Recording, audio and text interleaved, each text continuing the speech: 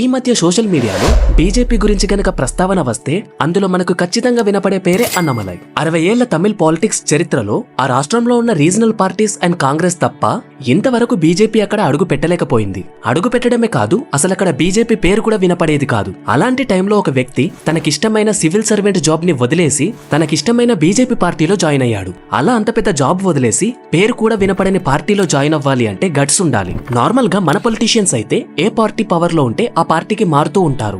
కానీ ఓడిపోయినా సరే అండ్ ఒక్క సీటు కూడా గెలవకపోయినా సరే ఒకే పార్టీని పట్టుకొని ఉండేవాళ్ళు కొందరు మాత్రమే ఉంటారు. అలాంటి వాడే ఈయన కూడా. తాను జాబ్ వదిలేసి పాలిటిక్స్ కి వస్తాను అని అంటే ఎన్నో పొలిటికల్ పార్టీస్ అతన్ని వాళ్ళ పార్టీలో చేరమని ఇన్విటేషన్ ఇచ్చారు. కానీ ఆయన మాత్రం బీజేపీని మాత్రమే ఎంచుకున్నారు. తను సర్వీస్ లో ఉన్నప్పుడు కొందరు రౌడీలు ఒక 17 years ఓల్డ్ అమ్మాయిని ఆ చేసిన రౌడీలను 48 hours లోనే పట్టుకున్నారు. అండ్ అలాగే కర్ణాటకలో హిందువులు ముస్లింలు కులమతాల భేదాలతో గొడవలు పెట్టుకుంటూ ఉంటే ఎఫ్ఐఆర్ కూడా ఫైల్ చేయకుండా వాళ్ళని కాంప్రమైజ్ చేశాడు. ఆయన స్పీచెస్ వింటే చాలు ఏమీ తెలియని వాడైనా సరే వేరే పార్టీస్ కి సపోర్ట్ చేసేవాడైనా సరే అరే ఈయన మాట్లాడేది నిజమే కదా అని అంటారు. అలా ఉంటది ఒక సివిల్ సర్వెంట్ పాలిటిక్స్ కి వస్తే. అందుకని ఈయన కర్ణాటకలోని ప్రజలు కర్ణాటక సింగం అని ప్రేమతో పిలుస్తూ ఉంటారు. ఇంత హైప్ ఇస్తున్నాడు అసలు ఎవరికనో అని అనుకుంటున్నారా? ది వన్ అండ్ ఓన్లీ మన తమిళ్ బీజేపీ ప్రెసిడెంట్ అయిన అన్నమలై గారు. హలో గైస్, నేను ఈ వీడియో కోసం చాలా రీసెర్చ్ చేశాను. కొన్ని ఆర్టికల్స్, వీడియోస్ అండ్ అతని ఇంటర్వ్యూస్ చూసి ఈ వీడియో చేస్తున్నాను. Hope you guys like it. ఒకవేళ మీకు ఏదైనా చెప్పాలి అనుకుంటే కామెంట్స్ రూపంలో తెలియజేయండి. Let's get in to the video. First is first, who is Annamalai? June 8, 1984 రోజు తమిళనాడులో కరూర్ అనే ఒక డిస్ట్రిక్ట్ లో జన్మించాడు అన్నమలై. ఈయన పుట్టింది ఒక నిరుపేద కుటుంబంలోనే. అన్నమలై తండ్రి పేరు కుప్పుస్వామి అండ్ తల్లి పేరు పరమేశ్వరి. అందుకే ఈయన పూర్తి పేరు అన్నమలై కుప్పుస్వామి. అన్నమలై పేరెంట్స్ వ్యవసాయం చేస్తూ అన్నమలైని అక్కడే ఉన్న గవర్నమెంట్ స్కూల్లో అండ్ అలాగే గవర్నమెంట్ కాలేజ్ లోనే ఇంటర్ వరకు చదివించారు. ఆ తర్వాత కోయంబత్తూరులో ఉన్న పిఎస్జి కాలేజ్ ఆఫ్ టెక్నాలజీలో మెకానికల్ ఇంజనీరింగ్ లో బీటెక్ కంప్లీట్ చేశారు. మొదట్లో అన్నమలైకి బిజినెస్ పైన ఇంట్రెస్ట్ ఉండడంతో ఆయన ఎంబీఏ చేయడం కోసం లక్నోలోని ఇండియన్ ఇన్స్టిట్యూట్ ఆఫ్ మేనేజ్మెంట్ లో జాయిన్ అయ్యారు. కానీ మనకు తెలిసిన స్టోరీయే కదా, అప్పట్లో Uttarakhand and Uttar Pradesh A range లో ఉండేవో. ఎక్కడ చూసినా రౌడీయిజం అండ్ చంపడాలు ఉండేవి. లిటరలీ 5 rupees కే హత్యలు చేసేవారంట. అంత పావర్టీ ఉండేది అక్కడ. ఈ మాట అన్నమలై తన నోటితోనే ఒక ఇంటర్వ్యూలో చెప్పారు. సో ఆ ఏరియాలో అవన్నీ గమనించిన అన్నమలై బిజినెస్ కాకుండా ఒక ఐపీఎస్ ఆఫీసర్ అవుదామనుకొని ఒకవైపు ఎంబీఏ చేస్తూనే ఇంకోవైపు యూపీఎస్సీకి ప్రిపేర్ అవ్వడం స్టార్ట్ చేశారు. యూపీఎస్సీ ఎగ్జామ్ చాలా కష్టంగా ఉంటుంది. అయినా సరే అన్నమలై గారు ఫస్ట్ అటెంప్ట్ లోనే క్లియర్ చేశారు. అలా 2011 లో ఆయన ఒక ఐపీఎస్ ఆఫీసర్ అయ్యారు. అండ్ 2013 లో కర్ణాటక క్యాడర్ లోనే అతనికి డ్యూటీ పడింది. ఇప్పుడు ఈయన పర్సనల్ ఇన్ఫర్మేషన్ గురించి మీకు ఒక అవగాహన వచ్చి ఉంటుంది. తన ఐపీఎస్ జర్నీ గురించి అండ్ అలాగే అతను చేసిన పనుల గురించి ఇప్పుడు డిస్కస్ చేద్దాము. 2011 నుండి 2013 వరకు తన ట్రైనింగ్ అంతా పూర్తయ్యాక 2013 సెప్టెంబర్ లో ఆయన కర్ణాటకలోని ఉడిపిలో ఏఎస్పీ అంటే అసిస్టెంట్ సూపరింటెండెంట్ ఆఫ్ పోలీస్ గా సర్వీస్ లో జాయిన్ అయ్యారు. అలా తను సర్వీస్ లోకి వచ్చాక చాలా కేసెస్ సాల్వ్ చేయడం స్టార్ట్ చేశారు. కర్ణాటకలో చాలా మంది 15 to 18 years ఉన్న పిల్లలు సిగరెట్స్ కి అండ్ గుట్కాస్ కి అలవాటు పడిపోతున్నారు అని తెలుసుకొని అసలు ఇవి ఇంత ఈజీగా పిల్లలకెలా దొరుకుతున్నాయి అని తెలుసుకోవడానికి ఒక రోజు అన్నమలై గారు యూనిఫామ్ లో కాకుండా ఒక నార్మల్ పర్సన్ లాగా ఒక లోకల్ షాప్ లోకి వెళ్లి సిగరెట్ అండ్ గుట్కా ఉందా అని అడిగారు. దానికి షాప్ కీపర్ వచ్చింది ఏఎస్పీ అని గమనించకుండా వాటిని తీసి ఇచ్చారు. అన్నమలై గారికి అప్పుడు అర్థమైంది షాప్స్ లోనే ఇంత ఈజీగా ఇవి దొరుకుతున్నాయని. అలా షాప్ కీపర్ కి 30,000 ఫైన్ వేశారు. ఆ దెబ్బకి చాలా వరకు ఆ ఏరియాలో సిగరెట్స్ అండ్ గుట్కాస్ అమ్మడం మానేశారు. ఇదంతా ఆయన కెరీర్ స్టార్టింగ్ లో అచీవ్ చేసిందే. ఆ తర్వాత ఆయన పనిచేసే ఉడిపిలోనే ఏఎస్పీ నుండి సూపరింటెండెంట్ ఆఫ్ పోలీస్ గా 2015 లో బాధ్యతలు అందుకున్నారు. ఎస్పీగా ప్రమోట్ అయిన కొద్ది రోజులకే ఆయనకి ఒక పెద్ద కేసు సాల్వ్ చేయడానికి వచ్చింది. అదేంటి అంటే బైందూర్ అనే ఒక ప్లేస్ లో అక్షత దేవడిగా అనే ఒక 17 ఏళ్ల అమ్మాయి ప్రతిరోజు లాగానే ఆ రోజు కూడా కాలేజీకి వెళ్లి వస్తుంది. వచ్చే దారిలోనే సునీల్ అండ్ అక్షయ్ అనే 2 19 ఏళ్ల కుర్రాళ్ళు ఆ అమ్మాయిని లాగి తన మెడలు పట్టుకొని నలిపి చంపేసి ఆ అమ్మాయిని ఈ విషయం చాలా పెద్దదైంది. అక్షత వాళ్ళ అమ్మగారు ఎస్పీ అయిన అన్నమలై గారి దగ్గరికి నడుచుకుంటూ వచ్చి బిక్కిరిగా ఏడుస్తూ మా అమ్మాయిని మళ్ళీ తీసుకురాగలరా అని అడిగింది. దానికి అన్నమలై గారు నీ కూతురినైతే తీసుకురాలేము గాని ఆ అమ్మాయికి ఈ పరిస్థితి తెచ్చిన ఆ ఎదవలను మాత్రం 48 గంటల్లోనే పట్టుకుంటాను అని మాట ఇచ్చారు. అన్నట్టుగానే ఒక స్పెషల్ ఇన్వెస్టిగేషన్ టీం ని ఏర్పాటు చేసి 48 గంటలు నిండక ముందే ఆ ఇద్దరిని పట్టుకుని అరెస్ట్ చేశారు. ఎస్పీగా బాధ్యతలు స్వీకరించిన కొద్ది రోజులకే ఇలాంటి ఒక కేసుని సాల్వ్ చేయాల్సి వస్తుంది అని అనుకోలేదు అని అన్నమలై గారు అన్నారు. అంతేకాకుండా అక్షత దేవడిగా అనే ఒక స్కాలర్షిప్ ని బైందూర్ అనే ఏరియాలోనే స్టార్ట్ చేశారు. ఎవరికైతే గవర్నమెంట్ స్కూల్ నుండి 10th క్లాస్ లో టాప్ మార్క్స్ వస్తాయో వాళ్ళకే ఈ స్కాలర్షిప్ చెందుతుంది. వాళ్ళ హయ్యర్ స్టడీస్ అయిపోయే వరకు ఈ స్కాలర్షిప్ తో వాళ్ళకి సపోర్ట్ ఇస్తూనే ఉన్నారు. స్కాలర్షిప్ రూపంలో ఎవ్రీ మంత్ వాళ్ళ అకౌంట్ లో కొంత డబ్బుని వేస్తారు. ఇవే కాదు, ఆయన ఎస్పీగా ఉన్నప్పుడే ఇస్లామిక్ కల్చర్ ని ఇంకా బాగా అర్థం చేసుకోవడానికి ట్రై చేశారు. దానికోసమనే ఖురాన్ని కూడా మొత్తం చదివారు. ఇదెందుకని మీరు అనుకుంటూ ఉంటారు. కానీ దీనివల్ల ISIS, SIPI ఇలాంటి టెర్రరిస్ట్ గ్రూప్స్ గురించి అండ్ వాళ్ళ సిద్ధాంతాల గురించి తెలుసుకోవడం కోసం ఖురాన్ని చదివాను అని అన్నమలై గారు చెప్తారు. ఆ తర్వాత హిందూ ముస్లిం మధ్యలో రిలీజియస్ ట్రేడ్స్ వల్ల వచ్చిన ఎన్నో గొడవలని ఆయన అందరినీ పిలుచుకొని FIR కూడా ఫైల్ చేయకుండా జస్ట్ మాట్లాడి కాంప్రమైజ్ చేసి పంపించేవాడు.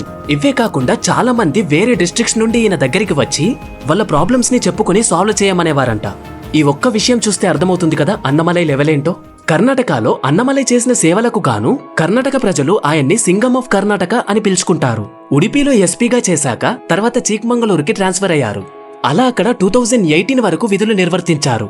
అండ్ ఆ తర్వాత 2019లో అన్నమలై గారికి ఎస్పీ నుండి డిఎస్పీకి ప్రమోషన్ వచ్చింది. బెంగళూరు సిటీలో ఆయన డిఎస్పీగా బాధ్యతలు నిర్వర్తించారు. నెక్స్ట్ క్వశ్చన్ వచ్చేసి అన్నమలై గారు ఎందుకంత ఎర్లీగా రిటైర్మెంట్ తీసుకున్నారు? దీనికి answer, being a police is not easy. ఫ్యామిలీతో టైం స్పెండ్ చేయడం అస్సలు కుదరదు. వాళ్ళ పిల్లల ఎదుగుదల చూడలేకపోతున్నామని చాలా మంది పోలీసులు ఫీల్ అవుతారంట. సో నా ఫ్యామిలీతో టైం స్పెండ్ చేయాలి అని ఈ నిర్ణయం తీసుకున్నట్టు అన్నమలై గారు చెప్పారు. రిటైర్ అయ్యాక కూడా అన్నమలై గారు ప్రజల్ని వద్దనుకోలేదు. వీదా లీడర్స్ అనే ఒక NGO స్టార్ట్ చేసి పేదవాళ్ళకి హెల్ప్ చేయడం స్టార్ట్ చేశారు. అంతేకాకుండా కోర్ అనే ఒక సంస్థను స్థాపించి ఫార్మర్స్ కి హెల్ప్ చేయడం స్టార్ట్ చేశారు. ఇదే కాకుండా అన్నమలై గారు ఒక బుక్ కూడా రాశారు. ఆ పుస్తకం పేరే స్టెప్పింగ్ బియాండ్ కాకీ. ఒకవేళ ఈ బుక్ గనక మీరు చదవాలి అని అనుకుంటే ఆన్లైన్లో గనక కాపీ దొరికితే మన టెలిగ్రామ్ ఛానల్లో అప్లోడ్ చేస్తాను, వెళ్ళి జాయిన్ అవ్వండి. లింక్ డిస్క్రిప్షన్ లో ఉంది. నెక్స్ట్ క్వశ్చన్ వచ్చేసి అన్నమలై గారి పొలిటికల్ జర్నీ ఎలా స్టార్ట్ అయింది? అన్నమలై గారు తాను రిటైర్ అయ్యాకే కొన్ని రోజులకే పాలిటిక్స్ కి రావాలి అని అనుకున్నారు. అయితే ఈ విషయం తెలిసాక తన ఇన్ఫ్లుయెన్స్ గురించి తెలిసిన చాలా పొలిటికల్ పార్టీస్ అన్నమలై గారిని వాళ్ళ పార్టీస్ కి రమ్మని ఇన్వైట్ చేశారు. బట్ వాళ్ళందరినీ పక్కన పెట్టి ఆగస్టు 25, 2019 రోజున బీజేపీ పార్టీలో జాయిన్ అయ్యారు. బీజేపీని చూస్ చేసుకోవడానికి రీజన్స్ ఏంటి అని తనను అడిగితే తనను RSS సిద్ధాంతాలు చాలా ఇన్ఫ్లుయెన్స్ చేశాయంట. అండ్ అంతేకాకుండా ఒక నార్మల్ పర్సన్ కూడా PM అవ్వచ్చు అని మోడీ గారు ప్రూవ్ చేశారు. అందుకోసమే బీజేపీలో జాయిన్ అయ్యాను అని చెప్తారు. పార్టీలో జాయిన్ అయిన కొన్ని రోజులకే తమిళనాడులో బీజేపీ వైస్ ప్రెసిడెంట్ గా అయ్యారు. ఆ తర్వాత మళ్ళీ కొన్ని రోజులకే బీజేపీ వర్కింగ్ ప్రెసిడెంట్ అయ్యారు. అలా 2021లో అరవికురుచి అనే ఒక ప్లేస్ నుండి ఆయన ఎమ్మెల్యేగా పోటీ చేశారు. ఇది తను పోటీ చేయడం ఫస్ట్ టైం. కానీ అరవికురుచిలో అన్నమలై గారు ఓడిపోయారు. DMK పార్టీకి 93,369 ఓట్స్ వస్తే అన్నమలై గారికి 68,553 ఓట్స్ వచ్చాయి. నిజానికి ఆ ఓట్స్ కూడా బాగానే వచ్చినట్టు. ఎందుకంటే అప్పటి వరకు తమిళనాడులో బీజేపీ పార్టీ పేరు కూడా వినిపించేది కాదు.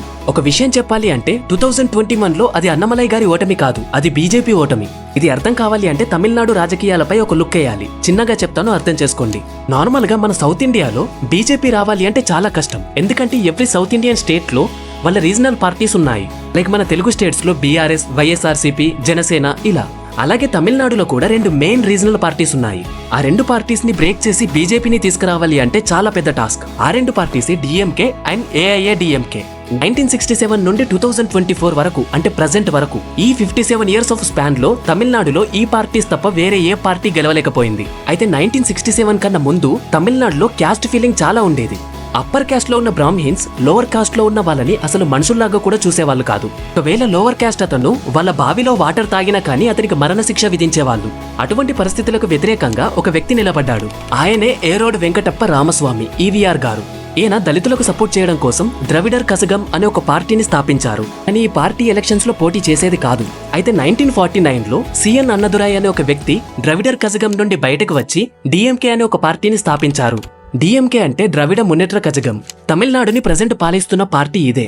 1967 తమిళనాడు ఎలక్షన్స్ లో ఈ పార్టీ విన్ అయింది. 1969లో CN అన్నదురాయ్ గారు చనిపోయారు. అప్పుడు ఆ పార్టీ కరుణానిధి గారి చేతిలోకి వచ్చింది. ఆ తర్వాత గొప్ప యాక్టర్ అయిన MGR గారు కూడా DMK పార్టీలో చేరారు.